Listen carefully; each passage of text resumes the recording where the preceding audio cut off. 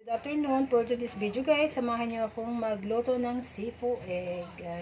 Ayan guys, ito ang aking pugo. At ito ang aking ham, sibuyas bawang. And then, ito ang aking veggies. Ayan, magigisa ako ngayon ng sipo egg. Tara guys, samahan niyo ako. Gigisa na natin ang ating sibuyas at bawang. Ilagay ko na ang aking dairy cream. Ayan.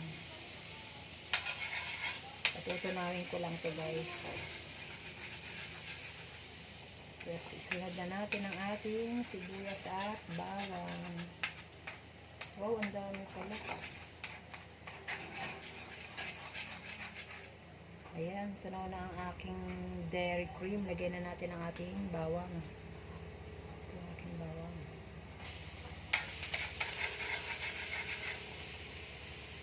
Sibuyas, bawang. Sibuyas.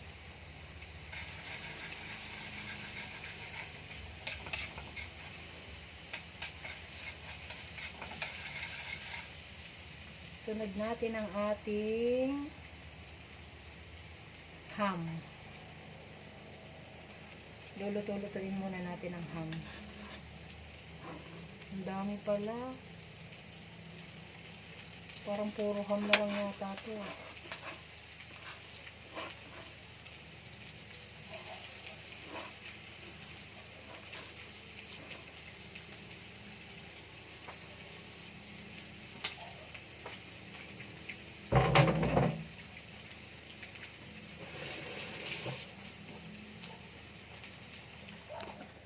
Ayan na siya,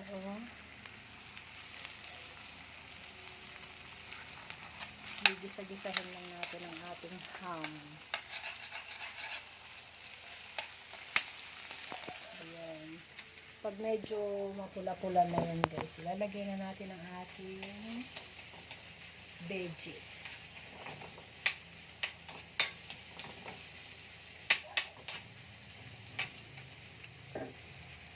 Ilagay ko na rin guys ang ating veggies.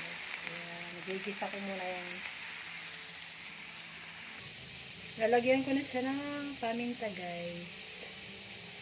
Hitian lang natin kasi minsan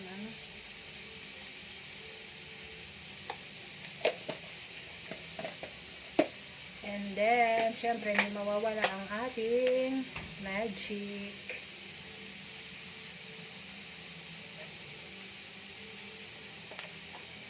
Ayan, gisa-gisahin na lang natin to. Mabilis lang ito maluto. Kasi malambot na din siya kaagad.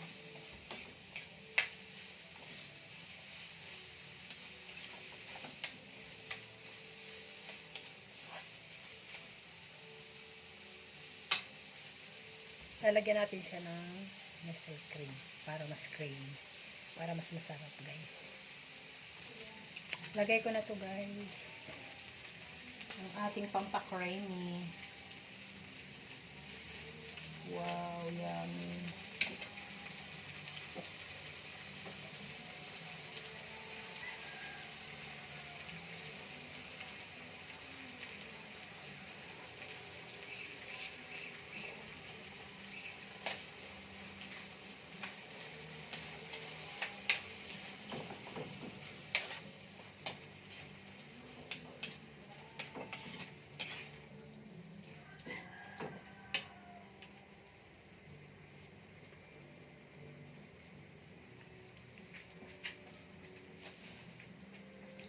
Tingnan nyo guys, yan ang resulta. Oh, wow, so yummy.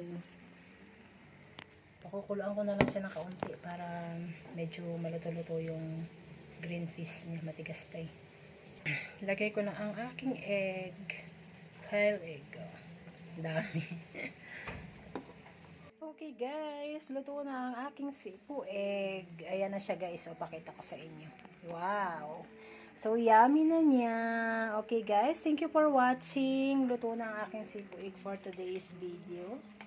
Ayan, ready to serve na to guys. Ang sarap.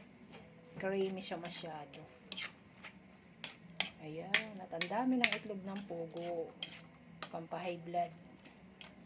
Thank you for watching, guys. Thank you so much. Please follow my FB account. Pa-share na lang din po. Thank you so much. Thank you sa yakap, mga guys. Thank you. Bye.